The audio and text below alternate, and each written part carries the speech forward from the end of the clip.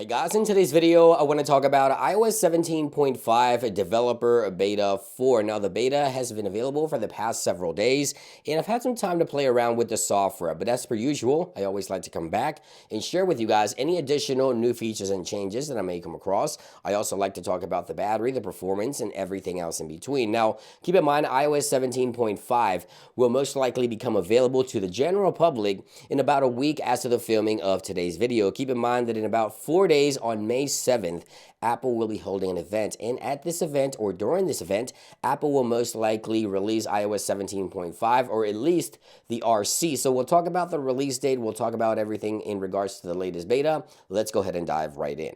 Now, the first thing I want to talk about is some of the latest issues with iOS 17.5, the latest beta 4. Now, keep in mind, these are things that could change before the official release, but are things that many users continue to report, and I've experienced myself. Number one, I want to talk about battery performance because I know this is extremely important to a lot of you guys, as it is to me as well. So as I jump here into the battery category, you see that my battery life has been very inconsistent. You see how I have to charge throughout the day, and you see right there that my iPhone is constantly dying. So the battery performance on iOS 17.5 in beta 4 has been inconsistent. Same thing happened with beta 3. As a matter of fact, with iOS 17.5 beta 3, that's where the battery took a turn. I'm not sure if there's something that's running in the background that I'm not aware of, but as of right now, I see various reports of battery drain issues on iOS 17.5 beta 3 and now beta 4. And hopefully this will change again with the RC or the official release. You see there that I have to charge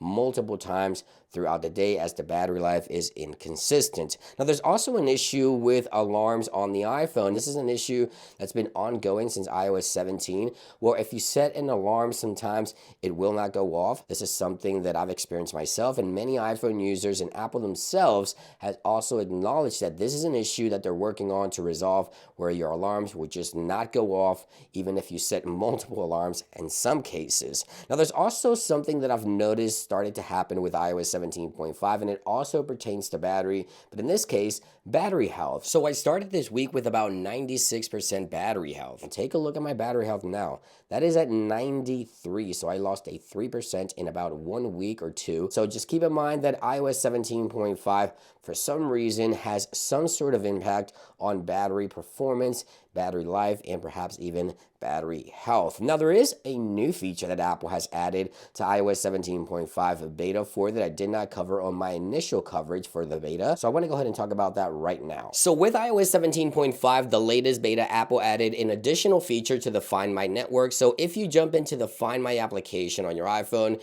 you can now set your device for repair. This is a repair state mode. So basically, once you select your device from the list, you can enable this feature and you don't have to turn off stolen device protection or remove your Apple ID if you need to take your device in for repair. So right here, if we go into Face ID and passcodes, you may remember that Apple added the stolen device protection. This feature does hold a 1-hour delay before you can turn it off. That way it will prevent anyone that happens to steal your device and know your Apple ID password to change anything on your device. So when you take it into repair, if you need to remove your device from the Apple network, you can still set your device to repair state without having to actually remove your device. So this is a really cool feature. Again, this is repair state mode, and the way you enable this feature is obviously you want to jump into the Find My application on your iPhone, select your device, tap onto your device, and right here you see that I have the remove option. So remove this device. Once you click this option here, you get prompted, cannot remove iPhone, prepare device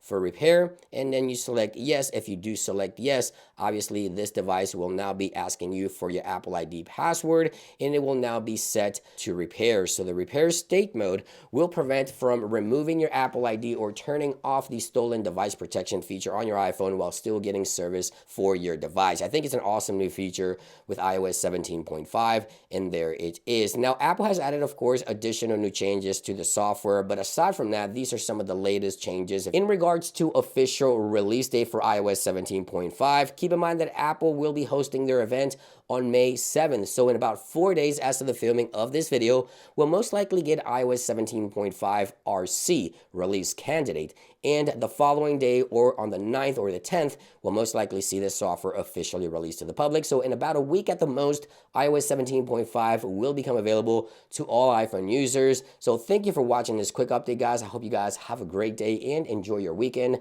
See you guys real soon. Peace.